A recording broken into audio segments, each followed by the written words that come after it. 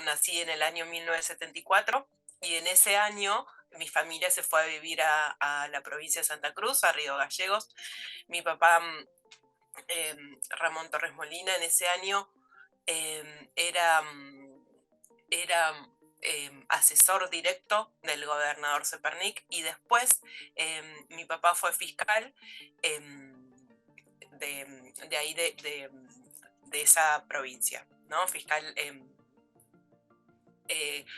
no me sale bien el nombre digamos, de donde era fiscal de la provincia, del Tribunal Superior, de la provincia de Santa Cruz, perdón. ¿Ustedes Entonces, vivían en Buenos Aires? vivíamos en La Plata, somos todos oriundos de La Plata. Mi papá, mi mamá y mis 3 hermanos somos oriundos de La Plata, pero bueno, en ese momento, en el 74, nos vamos a vivir ahí a Río Gallegos. Bien. ¿Y en ese momento tu familia estaba conformada por más hermanos? Sí, mi mamá, Celina Lacay, mi papá, Ramón Torres Molina, y mi hermana Lucrecia, la mayor, Javier, el del medio y yo, que era la más chica. Vivíamos los 5 ahí en Río Gallegos. Mi mamá era profesora de historia y trabajaba en escuelas de ahí, en el Instituto María Auxiliadora, en un terciario que daba clases de historia, en en un polivalente de arte y en otra escuela que, bueno, que ahora no me va a salir el nombre, Lautacal, algo así, parecido así, Lautacal, ese, exactamente, ahí. O sea que vos eras súper chiquitita cuando estuviste en Río Gallegos, Sí, no tenés... no, yo no tengo recuerdos de cuando vivíamos, ahí no tengo recuerdos. No me acuerdo nada, tenía 2 años cuando nosotros nos fuimos de Río Gallegos, tenía 2 años recién cumplidos, así que tengo recuerdos. Tengo recuerdos de cosas que me han contado después, que a veces me las han contado de tal manera que para mí eran como recuerdos muy vívidos, pero bueno, no, yo no tengo ningún recuerdo de Río Gallegos. ¿Y tus hermanos, digo, qué tanta diferencia tenías de edad con ellos? Con mi hermana mayor 5 y con Javier 1 año y medio. Ah, ok, eran chiquititos. Bueno, Sí. ¿Y qué es lo que sucede? Ustedes se mudan en el 74 y cuando llega el golpe de Estado, ¿qué es lo que pasa dentro de tu familia? Sí, bueno, la misma noche del golpe de Estado, el 24 de marzo del 76, a mi papá lo detienen. Nosotros vivíamos en unas casas que, bueno, que justamente como él era funcionario, les habían dado, que ahora yo pasé cuando estuve ahí en Río Gallegos y son como unas oficinas, de ahí también del Estado. Y bueno, vivíamos ahí y bueno, esa misma noche lo detienen, entran los militares y se lo llevan a mi papá, ¿no? Javier, mi hermano, que es periodista, que ahora vive en Río Negro, tiene un escrito de esa noche que él dice que su primer recuerdo nítido que él tiene, su primer recuerdo es esa noche cuando entran y se lo llevan a mi papá, que él recuerda a los militares, que él recuerda a los militares con una ametralladora bueno, que golpea la luz y que ese movimiento como que recuerda todo eso, que mi papá sacaba su bolso para poner ciertas cosas del placar, bueno, todo eso lo tiene escrito como el primer recuerdo que le viene en la memoria, digamos. Él tenía como unos 6 años más o menos. No, él tenía 3 años y medio. Él Ah. tenía 3 años y medio. La que tenía 7 era mi hermana mayor. Ajá. Que bueno, que también se acuerda más o menos ciertas cosas así como mi hermano describe. Y a partir de ahí, ¿qué es lo que sucede con ustedes? Bueno, ¿Estaban con tu mamá? Estábamos con mi mamá como todos nosotros éramos de La Plata, mi papá es hijo único, no tenía hermanos y bueno, toda nuestra familia estaba en La Plata. No quería irse de Río Gallegos porque mi papá se iba a quedar solo ahí, entonces no quería dejarlo solo. Mi papá al principio estuvo detenido en la cárcel de Río Gallegos y bueno, contaba, la otra vez lo escuchaba a mi papá, que él contaba que cuando él lo detienen, él les iba marcando el camino a la cárcel a los militares que lo habían detenido, les decía por dónde tenía que agarrar, porque bueno, ese camino él se lo sabía de memoria por su trabajo en la fiscalía, todo el tiempo tenía que ir ahí a la cárcel. Entonces él les iba indicando qué camino tenían que seguir, y él a la vez iba viendo cómo los militares iban tomando los edificios públicos y bueno, cómo iba sucediendo, ¿no? Cómo empezaba la dictadura a suceder. Y bueno, mi mamá se queda ahí para estar cerca de mi papá. A los meses a mi papá lo trasladan a la cárcel de Rawson, donde está alojado casi toda la dictadura. Y a mi mamá en junio del 76, creemos, porque yo ahora que estuve en Río Gallegos pude terminar de rearmar ciertas cosas que pasaron en ese momento, que por ahí no sabíamos con exactitud, pero bueno, parece ser que en ese momento le llegó una citación a mi mamá de la policía. Se acerca a la policía de Río Gallegos, nosotros tres nos quedamos, mi mamá le dice a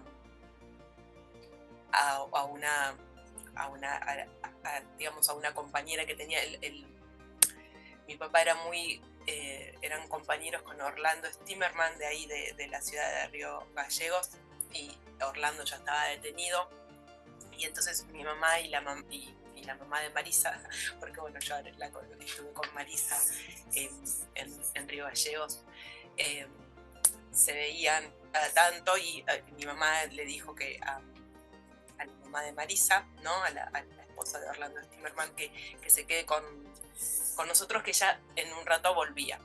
Y mi mamá, bueno, fue a la comisaría, y ahí la detienen, es detenida, y es trasladada a la ciudad de La Plata, porque la detención de mi papá, de mi mamá, la piden desde la ciudad de La Plata, no la de mi papá. La de mi papá la piden desde ahí, desde Río Gallegos. Bueno, y mi mamá la trasladan a La Plata, y está alojada al principio en 2 excentros clandestinos de la ciudad de La Plata. Está en la comisaría,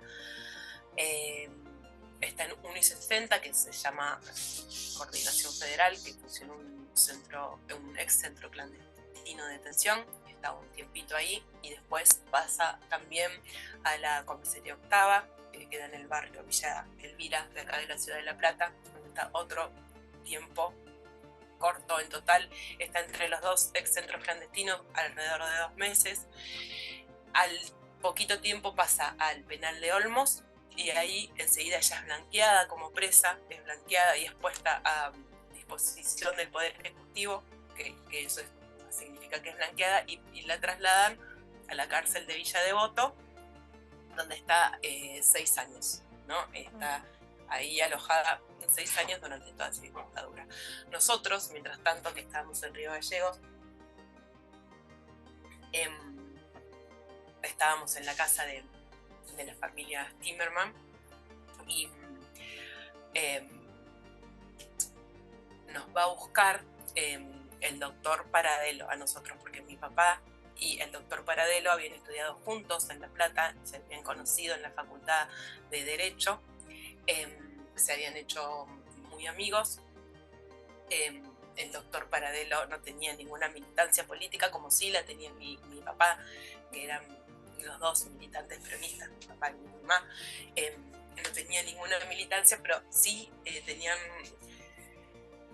mucho respeto con mi papá, hacían muchos trabajos, habían hecho algunos trabajos juntos, y mi papá, días antes del golpe de Estado, ya se había enterado que quizá a él lo iban a detener, le habían dicho que se fuera, pero mi papá no quería irse porque no quería dejar a mi mamá ni a nosotros 3 solos. Entonces le había pedido al doctor Paradelo que si a él le llegaba a pasar algo, por favor, le ayude a mi mamá, o se haga cargo, que le ayude con su familia.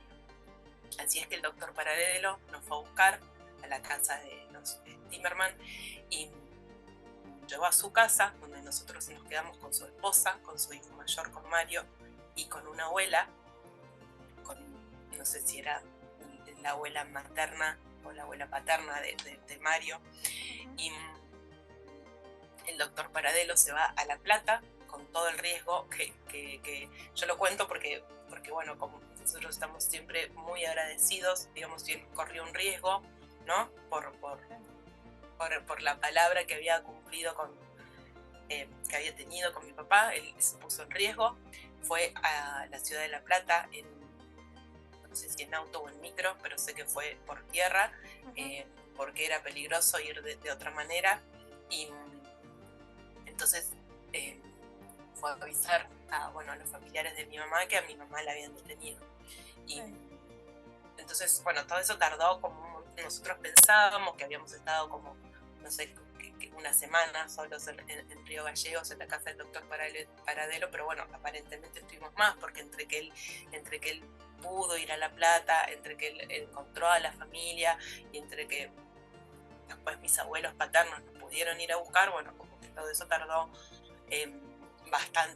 bastante tiempo. Yo de ese recuerdo no tengo nada, no recuerdo nada. Mi hermano Javier cree que tampoco se acuerda mucho de esa situación. Claro, y además la memoria no de sí. ¿no? Que los tiempos no los tiene tan estructurados. No, para nada. Pero bueno, lo que también, qué sé yo, nosotros recortamos como familias, que es el riesgo que los Paradelo tomaron. Después me contaban que contaba Mario ahora cuando estuve, que la madre y la casa después estuvo mucho tiempo vigilado porque nos habían tenido a nosotros ahí, y bueno, así que yo lo quiero contar y quiero destacar y agradecer a las familias que nos cuidaron y que de alguna manera nos salvaron, ¿no? Porque no sé qué hubiese pasado si no. ¿Qué hubiera pasado con ustedes? Claro. Y por eso. Luego los vienen entonces a buscar sus abuelos paternos. Paternos, sí, nos vienen a buscar a nuestros abuelos paternos, y nosotros nos instalamos en la ciudad de La Plata primero, al principio, con mi abuela materna y mi tía, que a la vez ya tenía su familia. Digamos, vivíamos en la casa de mi tía, que tenía su marido y sus 3 hijas.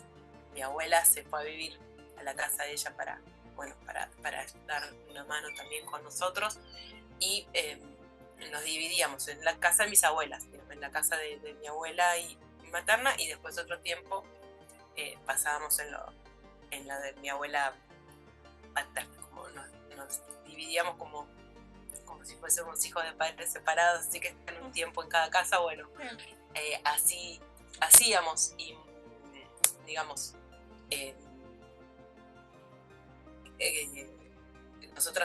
nosotros a mi mamá la podíamos ver porque estaba cerca, estaba en Villa Devoto, o sea que nos quedaba relativamente cerca de la ciudad de La Plata. Mi abuela hacía el esfuerzo de llevarnos cada vez que podía, que muchas veces era todas las semanas, muchas veces era cada 15 días, pero bueno, nos llevaba siempre como que mantuvimos un vínculo. Que no era así con mi papá, porque mi papá estaba muy lejos, no nos podían llegar a visitar. Cuando estuvo acá detenido en Río Gallegos, ¿tuvieron oportunidad de verlo? Sí. Mi papá contaba que íbamos a verlo. Cuando estaba ahí detenido, lo íbamos a ver, sí. Pero bueno, después cuando mi papá lo detiene, yo tenía 2 años, y cuando yo lo vuelvo a ver, tenía 6. O sea que yo iba a ver a una persona que media no conocía. Sí. Exactamente, que era desconocida. Incluso si bien nos mandábamos cartas, tampoco nos mandábamos cartas tan seguidas como con mi mamá, porque era tan lejos y tardaba tanto tiempo en llegar, que eso se hacía como muy dificultoso, ¿no? Entonces, bueno, yo tenía tampoco había tantas fotos como hay ahora. En la casa de mi abuela había pocas fotos de mi papá de cuando era joven, entonces yo me imaginaba, no sé, alguien que me hacía mi papá como yo me lo quería imaginar, digamos, me lo imaginaba incluso rubio, de ojos claros, que bueno, que nada que ver, mi papá es bien morocho, mis hermanos y yo también lo somos, tenía como, me había hecho una imagen que no era la verdadera, y tal es así que bueno, cuando por fin mi abuela nos pudo llevar a verlo, que yo ya tenía 6 años, me recuerdo de esa visita ahí a Rawson, me dejaron entrar a mi primera, porque bueno, porque era la más chiquita, y bueno, y me acuerdo, tengo el recuerdo de ver a todos los presos, ¿no? Todos en ventanas, porque lo pudimos ver, pero no pudimos tener una visita de contacto que llamábamos nosotros, que es una visita que lo podíamos tocar, sino que era una visita a través del vidrio, ¿no? A través de, y hablábamos nosotros a través de, bueno, de esos locutorios redondos que se llaman, y bueno, era yo pasar, ¿no? por todo ese pasillo donde estaban todos los presos, y bueno, y tener que ver cuál era mi papá, a ver si lo reconocía y no sé, pero bueno, yo seguí de largo, cuando estaba mi papá no lo reconocí, fue él el que me reconoció, pero en vez de llamarme por mi nombre, de llamarme Celina, me llamó por el nombre de mi hermana Lucrecia, porque yo en ese momento tenía la misma edad de mi hermana cuando a él lo habían detenido, entonces bueno, como me llamó por el nombre de mi hermana, digamos, él me reconoció y me llamó por el nombre de mi hermana. Pero bueno, era una persona que yo no conocía realmente, incluso me acuerdo de esto, de estar sentada enfrente de él, bueno, a través de un vidrio, y estar callada porque, bueno, no sabía qué decirle. Hasta que después sí, nos salimos a hablar, pero bueno, al principio fue como así, como estar con una persona que no conocía. Y con las visitas con tu mamá, digo, tenían la posibilidad justamente de esta cercanía, verla más, ¿cómo eran? Sí, la veíamos más, la veíamos bastante seguido, también, ¿no? Por vidrio.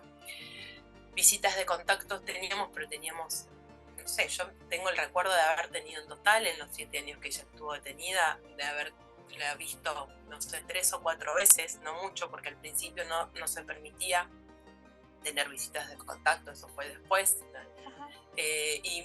Pero sí me acuerdo de verla, me acuerdo de las requisas que me hacían a mí con mi abuela. Yo entraba, nos hacían las requisas y yo entraba con mi abuela y bueno, y después sí me acuerdo. Me recuerdo de verla a ella, y lo que sí hacíamos con mi mamá mucho, lo que mi mamá, digamos, hacía mucho, era escribirnos todas las semanas, que bueno, yo creo que un poco fue eso lo que hizo que ella pueda seguir maternando, ¿no? A través de las cartas y de todo lo que ella nos contaba en las cartas, porque yo, por ejemplo, me enteré cómo había sido el día de nacimiento porque ella me lo contó por una carta, o me enteré cómo, no sé, cómo habían pasado ciertas cosas familiares porque ella me lo contaba en una carta, o cómo era nuestra vida en familia en Río Gallegos porque ella me contaba en las cartas lo que hacíamos. Me contaba eso, que como yo era chiquita y usaba pañales, ella no se podía olvidar los pañales afuera porque después estaban congelados al otro día, no me lo podía poner.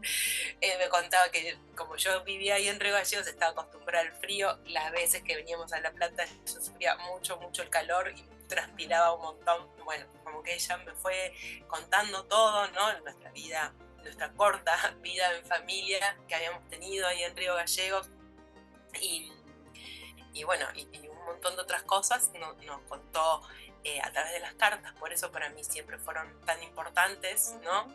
Y por eso yo las retomo después, retomo las cartas cuando yo fui madre, cuando yo soy madre, ahí como que a mí me hizo un clic, y bueno, ahí yo retomo las cartas, las empiezo a juntar, empiezo a juntar las cartas de mis hermanos, de mi papá, que se las pido, empiezo a releerlas, a clasificarlas, y empiezo a hacer este trabajo, porque bueno, cuando mi mamá sale de la cárcel después de haber estado 6 años detenida, sale con una enfermedad terminal, ella vive 4 años más y después fallece. Pero bueno, ella en esos 4 años también hizo un montón de cosas. Ella volvió a trabajar a la Facultad de Humanidades de La Plata, donde era egresada, ganó una beca y escribió un libro que se llama Sarmiento y la formación afirmación de la ideología de la clase dominante. Volvió como, bueno, ya en ese corto tiempo, yo tengo la sensación que ella volvió a rearmar su vida, ¿no? Y siempre con amor, siempre contenta. Esa es la imagen, digamos, que yo tengo de ella. Por eso, de alguna forma, la quiero mostrar así en mi muestra. Ella sale y se reencuentra con ustedes, que ella cuántos años tenían. Sí, ella sale y nos encontramos. Ella sale en septiembre y mi papá sale en enero. Nosotros entre septiembre y hasta que mi papá sale, que después nos compramos un departamento, vivimos en la casa de mi abuela paterna. Cuando ella sale yo tenía 8 años, digamos. Cuando ella la detiene yo tenía 2, cuando ella sale yo tenía 8 y bueno, cuando ella fallece yo tenía 12. Entonces fue mucha ausencia, pero como dije en Río Gallego fue mucha ausencia con mucha presencia, porque mi mamá no estaba, pero a la vez estaba, y de hecho ahora mi mamá no está, pero a la vez está en la muestra, en el libro que pudimos publicar, bueno, en esto, ¿no? En esto que vos me estás llamando, y yo estamos haciendo este nota y también la voy a nombrar, como que está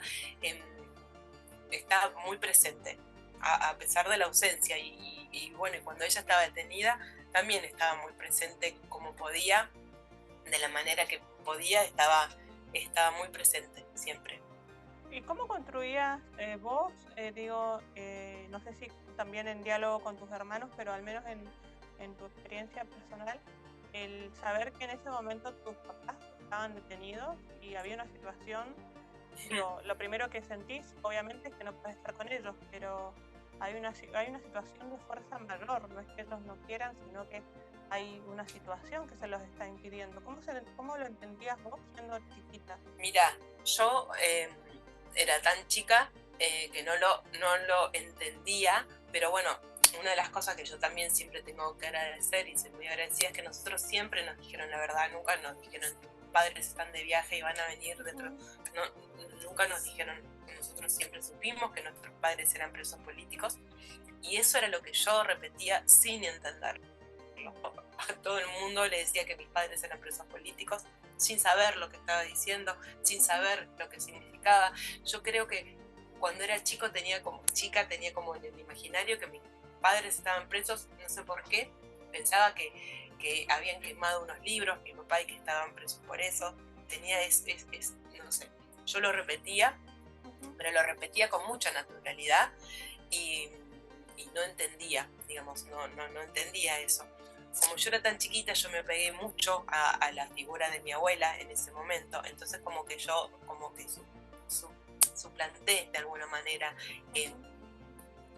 la figura, digamos, de los padres con la de mi abuela. Incluso me acuerdo cuando mis padres salen de libertad, que después, bueno, al tiempo nos pudimos comprar un departamento, una casa para ir a vivir juntos, yo tenía miedo en ese momento de no verla más a mi abuela, digamos. Me acuerdo de esa sensación, de ese sentimiento, de tener miedo de no verla más a mi abuela, porque ahora iba a vivir con mis padres finalmente, pero bueno, eso por supuesto que no sucedió. Así que bueno, yo repetí eso con naturalidad y yo creo que de grande empecé a ser consciente, ¿no? de todo lo que había pasado, de cómo había pasado y aparte era algo que después cuando mi mamá fallece nosotros no podíamos hablar mucho tampoco porque nos causaba mucho dolor. Entonces era un tema que no hablábamos prácticamente por eso justamente, porque nos causaba dolor. Entonces cuando yo empecé con este trabajo, con esta muestra, fue empezar a sacar todo, poder contar, poder seguir como armando, ¿no? todo aquello que no había podido cuando era chica. Y que no había sabido cuando era más adolescente. Así que fue como un rearmado y que a la vez fue muy gratificante para mí y para mi familia, porque yo empecé como a enterarme cosas que no sabía, empecé a a conectarme con ex compañeras de mi mamá que tienen una colectiva que se llama Expresas Políticas, la colectiva de Expresas Políticas.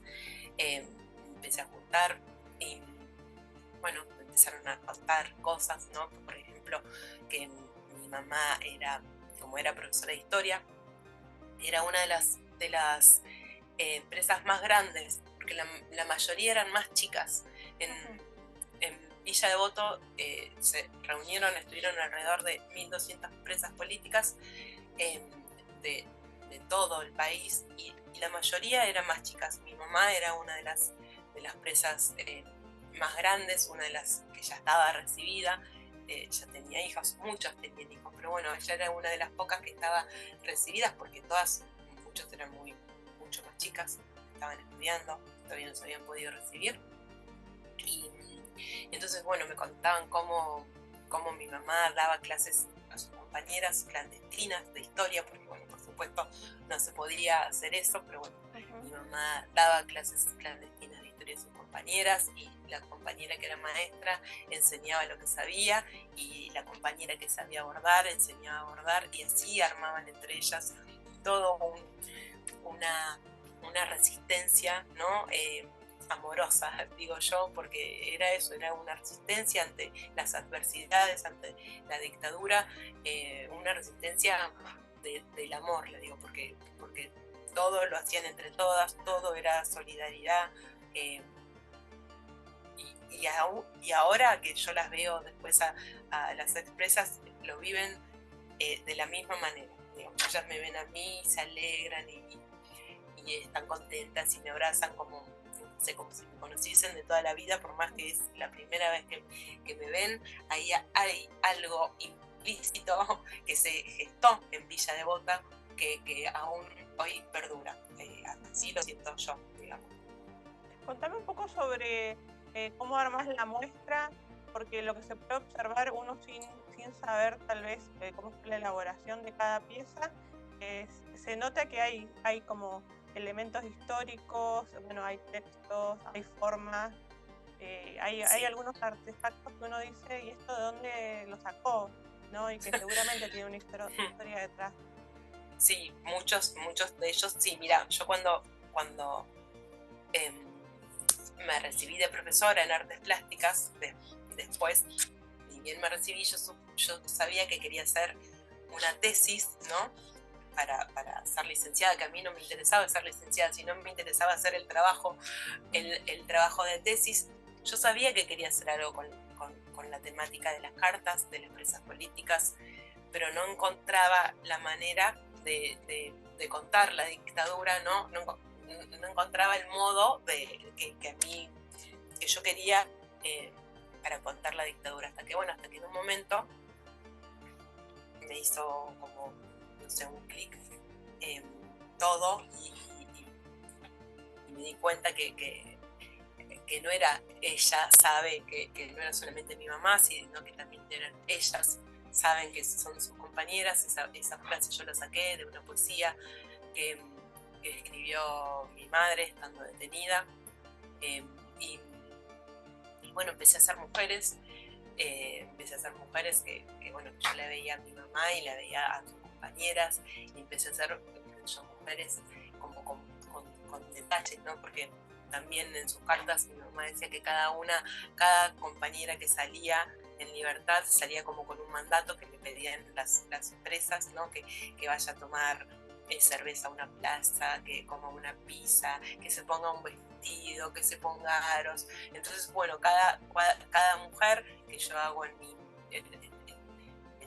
la muestra tiene como algún detalle que yo sé que a mi mamá le gustaba, como las flores o como vestidos que son digamos las figuras, ¿no? Y bueno, y tiene también muchas cosas familiares, muchas vajilla rota de mi abuela que yo siempre voy guardando todo, que la fui guardando. A mí me gusta trabajar con objetos que me regalan, que junto, que encuentro y que a la vez después resignifico. Y trabajé con la vajilla de mi abuela y con objetos de alguien querido que me regalaba, entonces yo quería que también forme parte de la muestra. las cabezas de, digamos, las mujeres son pastillas de freno, ¿no? Que son las pastillas de freno que se usan en los autos, pero cuando yo las vi a todas juntas una vez, las vi en la calle, una vez yo salía de la facultad y enfrente había una casa de lubricentro y habían tirado todas las pastillas de freno ahí. Cuando yo vi esas pastillas de freno, las vi como cabezas de mujeres, y también me permitían jugar con la metáfora esas pastillas de freno, así que bueno, fueron incorporadas al trabajo. Y en cada uno de los cuadros hay texto, que es el que mi mamá escribió estando en libertad, que es el que yo retomo para hacer mi obra, ¿no? Yo parto de la obra de mi mamá para hacer mi propia obra, así que es como una obra donde formamos parte las dos.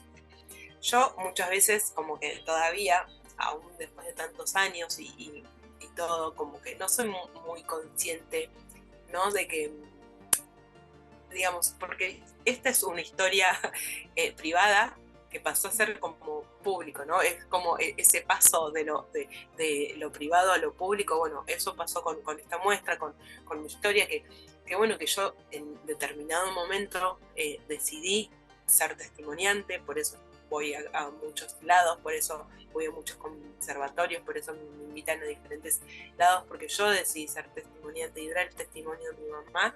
Ella no lo pudo dar porque, con mi familia sostenemos que ella ya ha salido enferma. También es una de las causas de la dictadura militar, que ella haya fallecido. Ella, estando detenida, nunca fue a ver ningún médico, ni ella ni sus compañeras, por supuesto. Entonces, también que mi mamá no está acá es una de las causas de la dictadura militar. Por eso yo decidí ser testimoniante, yo decidí ir contando la historia de mi mamá, que ella no pudo contar, pero y visibilizar también, ¿no?, todo el trabajo amoroso que hacían las presas, todo el trabajo que hacían a pesar de estar en las peores condiciones, de estar en un lugar espantoso, sin nada. Ellas hacían un montón. Yo siento que mi mamá estaba detenida, pero a la vez ella era libre a través de su escritura, a través de lo que ella había estudiado antes, y pudo poner, digamos, en palabras con el libro que hizo. No sé si vos viste en la muestra que está un libro que se llama Los Cercos, que es un libro de cuentos que nosotros editamos con mi familia en la pandemia. Es un libro de 12 cuentos y de poesías, que de los 12 cuentos, 8 los escribió mi mamá estando detenida. Entonces, también yo creo que el libro es como un libro histórico, ¿no? Porque está hecho en un contexto de encierro, donde mi mamá habla en muchos cuentos sobre la historia argentina, que era una de sus pasiones, la historia argentina, y cómo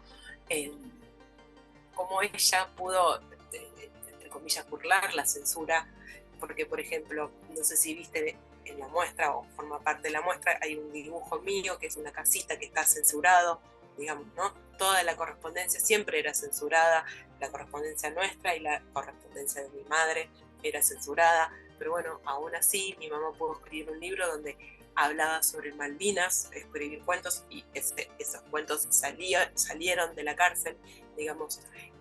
Mi mamá, cada cuento que escribía, hacía 2 copias, una se la mandaba a mi papá por carta a la cárcel de Rawson, y otra copia de cada cuento que ella escribía quedaba en manos de sus compañeras.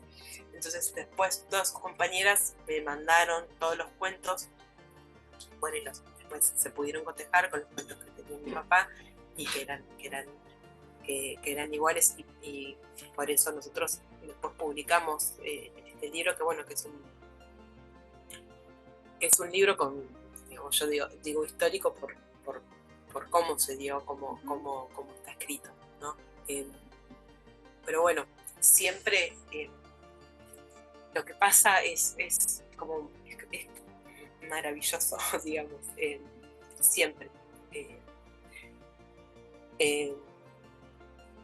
no sé, yo creo que es muy importante ser testimoniante y contar, ¿no? Cómo sucedieron las cosas, cómo fueron otras infancias, como la mía y la de mis hermanos, que quizá muchos jóvenes, ¿no? Sobre todo, no tienen ni idea cómo es ver toda tu infancia a tus padres a través de un vidrio, que era la posibilidad que yo tenía de verla a mi mamá, a mi papá ni siquiera eso. Solamente que estaban detenidos por razones políticas, digamos, no porque habían hecho nada malo, sino justamente por querer un país más inclusivo para todos. Bueno, eso a ellos los llevó a la atención, pero a la vez ellos estaban como muy orgullosos de eso, ¿no? De haber podido, yo lo sé porque lo leí en una carta que mi papá le escribió a mi mamá. Ellos, como estaban detenidos cada uno en una cárcel diferente, al principio estuvieron 4 años sin poder escribirse entre ellos, porque no se les estaba permitido escribirse desde una cárcel a la otra. Entonces, durante 4 años, nosotros y mis abuelas éramos el medio de comunicación, digamos, entre ellos. Mi mamá nos decía decirle a tu papá tal cosa, y mi papá lo mismo, decirle a tu mamá tal cosa. Nosotros éramos el medio. Cuando ellos pudieron empezar a escribirse, bueno, en una de las cartas yo leí hace poco eso, ¿no? Que mi papá siempre fue una persona muy optimista, decía que, bueno, que ellos tenían que estar contentos y por el momento histórico que ellos habían podido vivir. Y bueno, él, digamos, a mí como que me admira eso, ¿no? Él estando detenido sin poder ver a sus hijos, sin poder escribirse con su mujer ni verla, él estaba orgulloso de lo que estaba haciendo por el país y del momento histórico por el que estaban viviendo, ¿no? Y bueno, y todo ese orgullo a nosotros nos lo transmitieron, sobre todo a mí, digamos, es como así, yo lo siento así, yo estoy muy orgullosa, digamos, de mis 2 padres.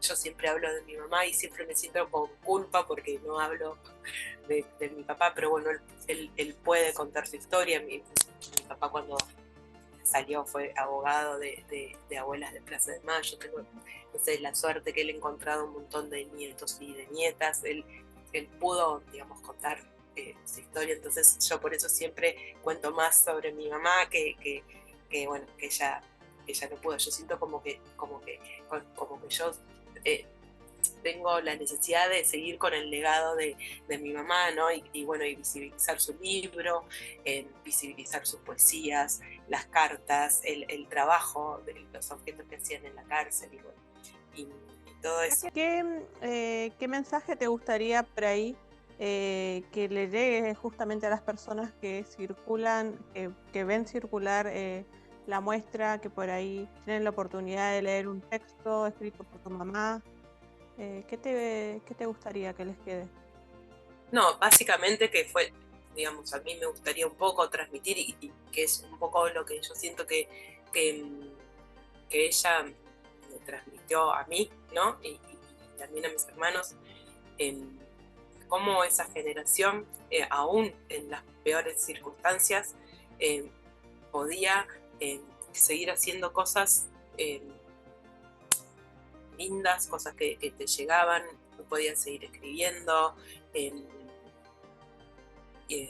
cómo pudieron ver, que no sé, que siento yo un poco más allá, ¿no? de ese momento que estaban viviendo. Y bueno, como que, digamos, un poco la muestra de lo que mi objetivo con la muestra es eso, mostrar todo el trabajo que hacían amoroso de resistencia las presas políticas, ¿no? No solamente mi mamá, sino que yo hablo de un plural porque era mi mamá y sus compañeros. Se sostenían Ese es como mi mayor... Exactamente, sí, entre ellos, sí. Eso sería, ese es como un deseo.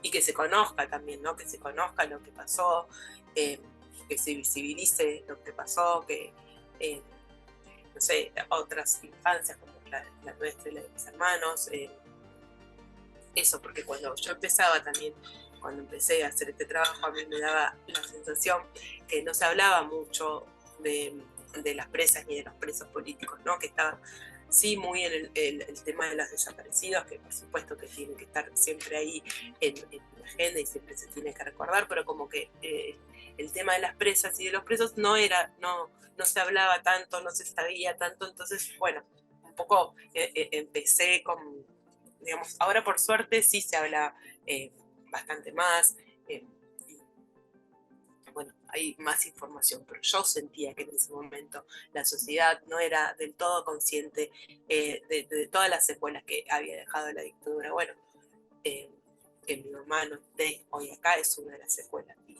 bueno, yo tenía la necesidad y tengo la necesidad de contarlo, ¿no? Y que se sepa, y bueno, y que no se olvide sobre todas las cosas. Muchas gracias. Bueno, Belén, un gusto.